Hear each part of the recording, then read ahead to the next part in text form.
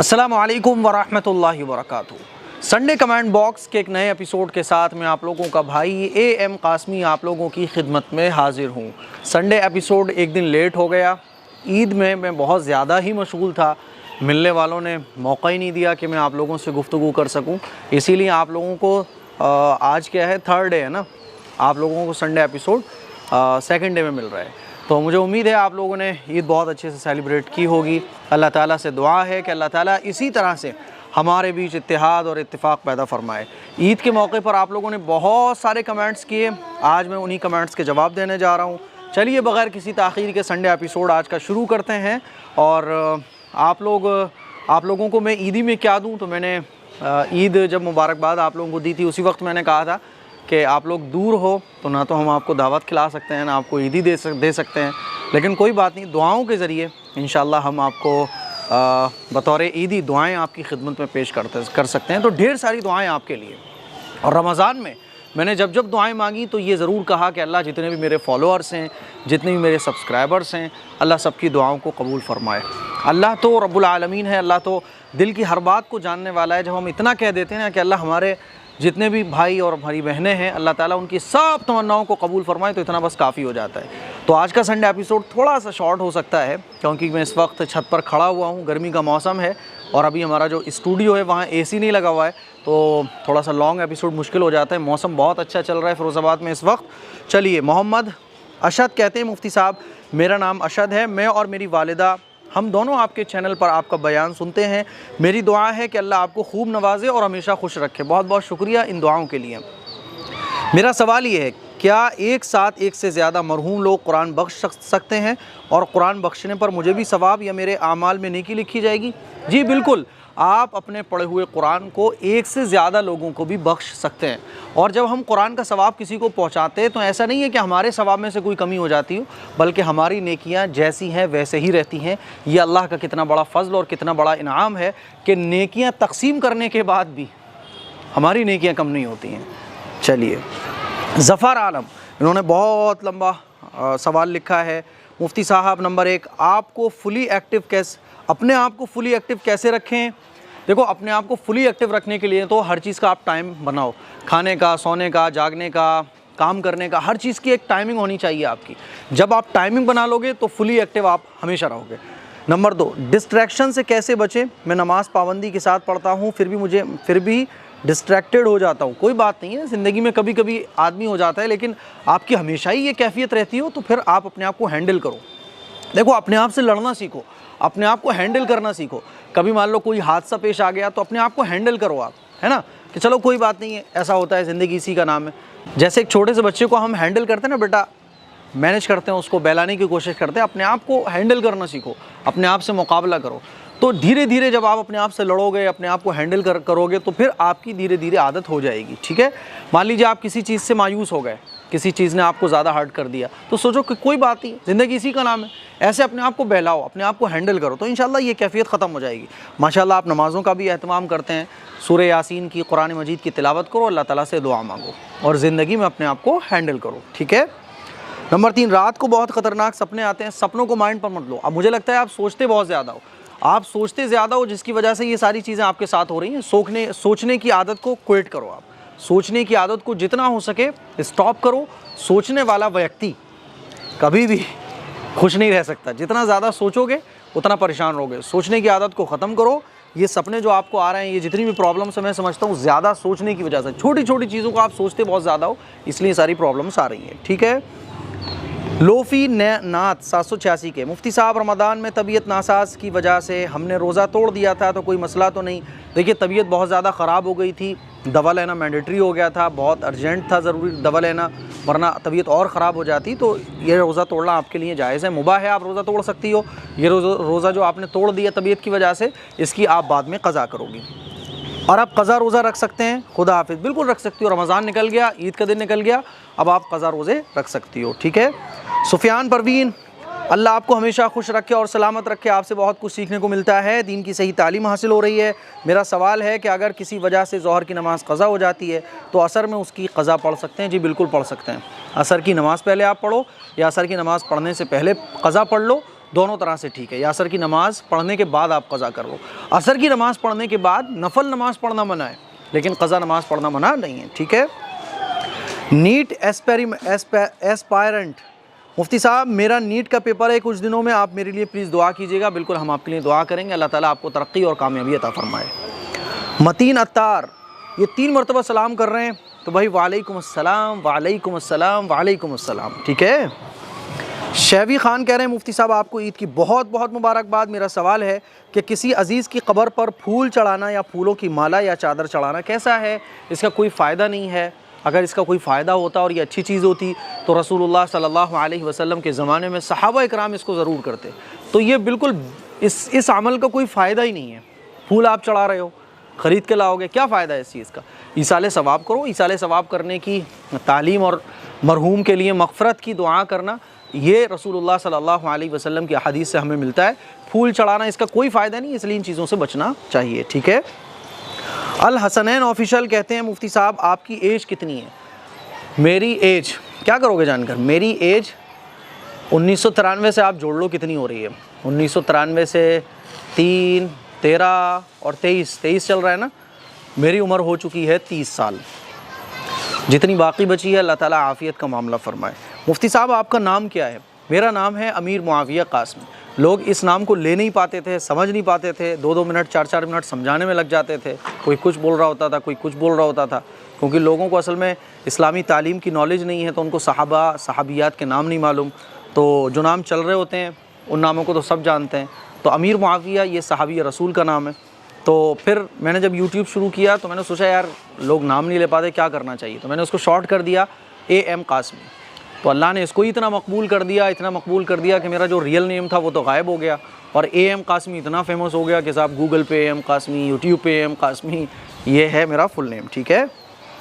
सैकई कहते हैं मुफ्ती साहब अगर बीमार हों तो सिर्फ फ़र्ज़ नमाज़ पढ़ सकते हैं, तो पूरी नमाज़ पढ़ना पड़ेगी? अगर आप बीमार हो तो फ़र्ज़ पढ़ लो, सुन्नतें अगर पढ़ सकते हो बैठ के पढ़ लो, और ज़्यादा प्रॉब्लम हो रही है, ज़्यादा कमज़ोरी है, ज़्यादा वीकनेस है, बीमारी बहुत शदीद है, तो सुन्नतों को भी आप छोड़ दो, अल्लाह माफ़ कर देगा। फ़र्ज़ नमाज अगर आप पढ़ लोगे, फ़र्ज़ तो छोड़ने की कोई सूरत ही नहीं है, फ़र्ज़ तो ज़रूर पढ़ो। अगर सिर्फ फ़र्ज़ पढ़ लोगे तब भी आपकी नमाज़ हो जाएगी। काशिफ़ अख्तर कह रहे हैं मुफ्ती साहब मेरा एक सवाल है कि अगर पानी की छींटें मुँह में चली जाएँ तो क्या रोज़ा टूट जाता है? पानी की छींटें मुँह में गईं और आपने अंदर ले गए उसे, तो फिर रोज़ा टूट जाएगा। पानी की छींटें अंदर गईं तो आप उसको थूक दो, है ना। अब पानी कितना अंदर गया है, छींटों से वैसे छींटें जाती हैं तो वो कहाँ जाएंगी, होंठ पे लग जाती हैं, तो कोई बात नहीं, उसको थूक दो आप, है ना, अंदर मत ले जाओ। पानी की छींटें जो थोड़ी मोड़ी सी हो जाती हैं तो वो आपके मुंह में लगी और वो थूक के साथ अंदर चली गई, तो इससे रोज़ा ब्रेक नहीं होगा, ठीक है। मोहम्मद आसिफ मुफ्ती साहब उम्मीद है आप खैरियत से होंगे, अल्लाह आपको लंबी उम्र सेहत दे। आपसे मिलना चाहता हूँ दिल्ली जामा मस्जिद के इलाके में, आप कब आएंगे? हाफिज़ उज़ैर साहब जहाँ आप आए थे उनके घर, मेरा घर थोड़ा दूर है, मैं आपसे मिलने की दुआ हर नमाज में करता हूँ। अरे भाई दुआओं में मुझे आप याद रख रहे हो, ये तो बहुत अच्छी बात है, अल्लाह आपकी इस मोहब्बत को कबूल फरमाए। मैं जब भी दिल्ली आऊँगा उज़ैर से आप बोल देना मैं दिल्ली आऊँगा इंशाअल्लाह। उज़ैर से आप मेरा नंबर ले लेना, तो मैं जब भी दिल्ली आऊँगा, मैं फिर कह रहा हूँ आपसे मैं ज़रूर मुलाकात करूँगा। कोई अगर इतनी मोहब्बत करे तो फिर हमें उसकी मोहब्बत की कदर करना चाहिए। नौशीन हिरा मुफ्ती साहब मुझे दीन का इल्म सीखना है शुरू से, अगर आप ऑनलाइन सिखाते हो तो प्लीज़ मुझे बताएं। 7417810799 पर आप व्हाट्सअप SMS कीजिए, अपना नाम अपना सिटी का नाम भेजिए। ईद के बाद इंशाल्लाह ऑनलाइन दीनी क्लासेस, दीनी तरबियती कोर्सेज जो 3 मंथ के हैं वो शुरू होने वाले हैं, आप उसमें एडमिशन ले सकती हैं। नाजिर खान अगला सवाल पूछते हैं किसी की नमाज में अगर दुआ ना किया जाए तो क्या नमाज नहीं होगी? दुआ अगर कभी छोड़ देते हो आप तो नमाज हो जाएगी। जैसे ही आपने सलाम फेरा अस्सलाम वालेकुम रहमतुल्लाह, अस्सलाम वालेकुम रहमतुल्लाह, आपकी नमाज़ कंप्लीट हो गई। अब आप बेफिक्र होकर कहीं भी जा सकते हो। दुआ करना ये मसनून है, कभी अगर आप छोड़ देते हो तो नमाज आपकी हो जाएगी। अंसारी मैक मुफ्ती साहब आजकल बड़ी तादाद में मुस्लिम लड़कियां गुमराह हो रही हैं और लोग इसका कसूर सिर्फ उन लड़कियों को ठहरा रहे हैं, जबकि माँ बाप की परवरिश प्यार मोहब्बत इज़्ज़त और दीनी तालीम के साथ करना भी तो ज़रूरी है। क्या आप वालिदैन को कुछ सलाह देंगे? जी बिल्कुल, वालिदैन की तरबियत ये बहुत माना रखती है। बच्चों को जब पता होगा कि क्या सही है क्या गलत है, उनको दीन सिखाया जाएगा, उनको दीन पढ़ाया जाएगा, अल्लाह का खौफ उनके दिल में आएगा, अल्लाह की मोहब्बत उनके दिल में आएगी, नबी की मोहब्बत उनके दिल में आएगी, तो ये चीज़ें ख़त्म हो जाएंगी। हम डायरेक्ट पूरा कसूर लड़कियों को नहीं दे सकते, बल्कि वालिदैन की तरबियत, वालिदैन की दी हुई तालीम ये बच्चों के लिए बहुत माने रखती है। महफूज अहमद कहते हैं, मेरा सवाल है कि हम सलाम को आम कैसे करें, मतलब साहबा के ज़माने में वाला माहौल नहीं रह गया, अगर हम जान पहचान के लोगों को सलाम करें तो जवाब मिलता है, लेकिन किसी अनजान मुसलमान को सलाम करें तो पहले वो एक ताक देखने लगता है, फिर कोई जवाब देता है। बिल्कुल आप सही कह रही हैं, किसी अनजान को आजकल के टाइम में सलाम करो तो वो देखता है यार ये मेरे रिश्तेदार तो नहीं लग रहे, लेकिन ये सलाम मुझे क्यों कर रहे हैं, पहले तो वो देखता है हैरान हो गया इसने मुझे सलाम क्यों किया। ये असल में है दीन की कमी की वजह से, क्योंकि लोगों को पता ही नहीं है कि सलाम हर मुसलमान को करना चाहिए, लोगों को इल्म नहीं है ना। अब लोगों को इल्म नहीं है तो लोग हमें देखते हैं एकदम हैरानी में देखते हैं कि इसने मुझे सलाम क्यों किया। तो इसका मतलब ये नहीं है कि उनकी हैरानी की वजह से हम घबरा जाएं, अरे भाई हम सलाम नहीं करेंगे, बल्कि सलाम करो, है ना, सलाम को आम करो। सलाम आम तभी होगा ना जब सब लोग सलाम करना शुरू कर दें। बाज़ दफ़ा मैं सलाम करता ना किसी को और वो मुझे नहीं जानता होता है, तो हैरानी के आलम में देखता है ये मौलाना साहब ने मुझे सलाम क्यों किया, सोचता होगा क्यों किया।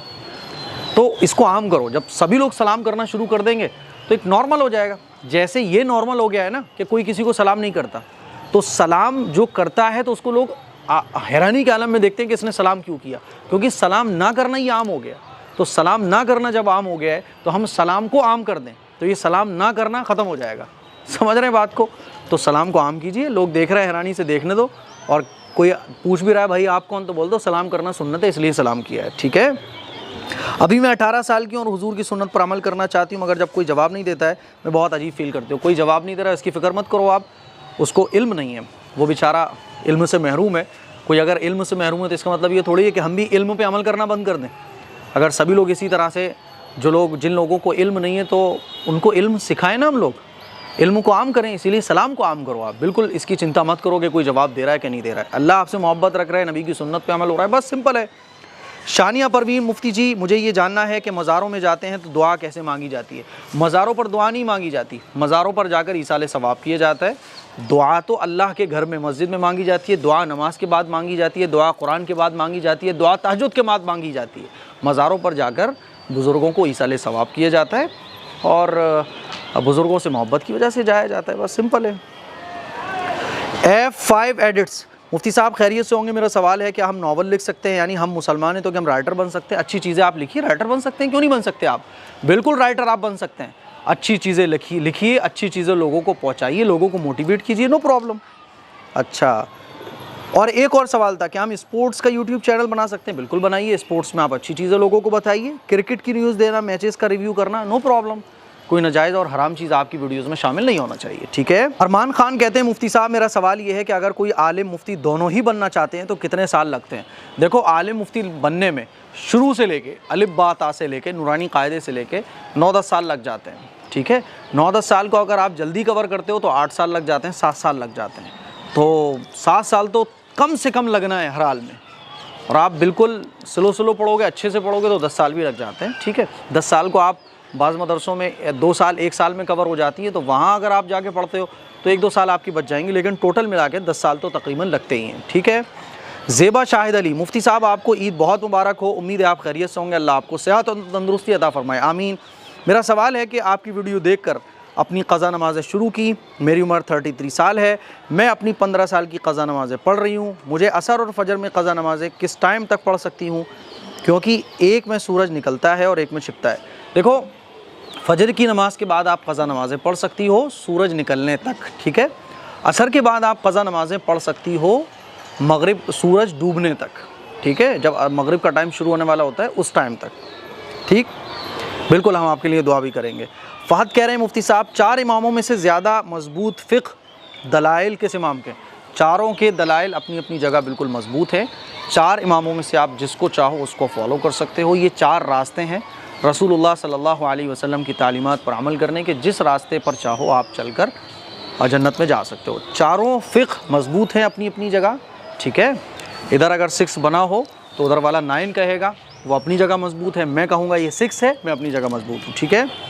फ़हद मुफ्ती साहब, अच्छा हो गया आपका। मोहम्मद शाहिद जमाल अंसारी, ये हमारे बहुत पुराने सब्सक्राइबर्स हैं, बड़ी मोहब्बत रखते हैं, कैसे हैं, आपको खुश रखे, आमीन। मुफ्ती साहब आपको दिल से मोहम्मद शाहिद जमाल अंसारी की तरफ से ईद की दिली मुबारकबाद, और मेरी तरफ से भी आपको ईद की दिली मुबारकबाद। आपने क्या क्या खाया, क्या क्या, सब बताएं शुरू से। मेरे आपसे एक सवाल है, बताना ज़रूर, मैं ज़रूर बताऊँगा अलग से क्लिप बना के मेरी ईद कैसी रही, ठीक है। अच्छा, ज़कात सदका फ़ित्र दे सकते हैं बेवा भाभी को? जी बिल्कुल दे सकते हैं, देवर को भी दे सकते हैं, है ना। हम अपने माँ बाप को नहीं दे सकते, अपनी औलाद को नहीं दे सकते, मियाँ बीवी एक दूसरे को नहीं दे सकते, बाकी आप सबको दे सकते हैं, ठीक है। सालिहा रज़ा मुफ्ती साहब, मैं 21 साल की हूँ। मैंने बचपन में अलिफ बे ते से पढ़ा था और आजकल अलिफ बाता सा पढ़ा जाता है। मेरी मखरज भी सही नहीं है, इसी वजह से क्या मेरी नमाज़ कबूल होगी? जी आपकी नमाज़ कबूल होगी। देखो, अलिफ पढ़ोगी आप तो अलिफ ज़बर क्या निकलेगा? आ निकलेगा। बा ज़बर पढ़ोगी तो क्या निकलेगा? बा। बे ज़बर पढ़ोगी तो क्या निकलेगा? बा। निकलना बाई है, तो आप अलिफ पढ़ लो, बे पढ़ लो, ते पढ़ लो, तो कोई मसला नहीं है। निकलना बाई है, निकलना बाज़ेर बी है, ताज़ेर ती है, तेज़ेर ती है, तेपेश्तू है, तापेश्तू है, तो आखिर में जाके वो सब एक होना है। हाँ, मखरज अगर आपकी ठीक नहीं है तो जो नूरानी कायदे की मैंने वीडियोस बनाई हुई हैं वो वीडियोस आप सारी देखिएगा, स्टेप बाय स्टेप रोज़ाना एक वीडियो देखिएगा तो इंशाल्लाह आपका कुरान बहुत हद तक ठीक हो जाएगा। नहीं, आपकी नमाज़ बिल्कुल कबूल होगी। और क्या मैं मखरज ठीक कर सकती हूँ? जो बिल्कुल कर सकते हो आप मखरज ठीक है। इस्लामिक कह रहे हैं, आपने कभी भी मेरा सवाल संडे कमेंट बॉक्स में नहीं लिया, इस बार लीजिएगा। आज मेरे रिलेटिव के घर में जाना वाला था, इसलिए मैंने ज़ोहर की नमाज़ को मेरे घर में अकेले पढ़ लिया। मुझे लगा कि जमात नहीं मिलेगी, लेकिन अब मैं उधर पहुंचा, मुझे जमात मिल गई, तो मैं नमाज़ को जमात से पढ़ सकता हूं। आपने जब घर पर पढ़ ली, अब आप जमात से नमाज़ नहीं पढ़ सकते क्योंकि आप नमाज़ पढ़ चुके हैं। एक फ़र्ज़ नमाज़ जब हम अदा कर लेते हैं तो हमारे ऊपर से ख़त्म हो जाती है। अब आपने जो जमात के साथ मस्जिद में जाके नमाज़ पढ़ी वो आपकी नफल नमाज हो जाएगी, ठीक है। आरिफ़ा अंसारी, मुफ्ती साहब मेरा सवाल है कि पुराने टीवी को बेचकर मनी यूज़ करना जायज़ है? पुराने टीवी को बेचो मत आप, क्योंकि जिसको बेचोगे वो भी केबल वेबल लगवाएगा। उसको रखो छत पे, ऐसी ही छत पे रखो और उसे ईंटें मार कर तोड़ ताड़ के हटाओ। अल्लाह के नबी ने इरशाद फरमाया कि मैं गुनाह के आलात को तोड़ने के लिए आया हूँ, ठीक है। लेकिन आजकल जो बड़े बड़े टीवी होते हैं वो न्यूज़ और कैमरे वगैरह के लिए भी यूज़ होते हैं, तो कोई आदमी ऐसा है जो उसमें फिल्में वगैरह नहीं देखेगा तो आप उसको सेल भी कर सकती हो, ठीक है।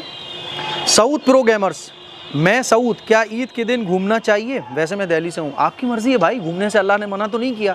जायज़ जगह पर जायज़ तफरी के लिए आप ईद वाले दिन जा सकते हो। तो ये कुछ संडे एपिसोड के सवालात थे और काफ़ी सवालात हो गए। खड़े खड़े मुमकिन नहीं होता कि एक आध घंटे का एपिसोड बना जाए, तो दुआओं की गुजारिश है। मुझे उम्मीद है कि आपको ये एपिसोड बहुत अच्छा लगा होगा। पीछे का व्यू भी अच्छा लग रहा होगा, किस सीटी की आवाज़ आ रही होंगी, कुछ कबूतरों के उड़ने की आवाज़ आ रही होंगी। दुआओं की गुजारिश है, इस क्लिप को शेयर करें, दूसरों तक पहुँचाएँ। अस्सलामु अलैकुम वरहमतुल्लाहि वबरकातुहू।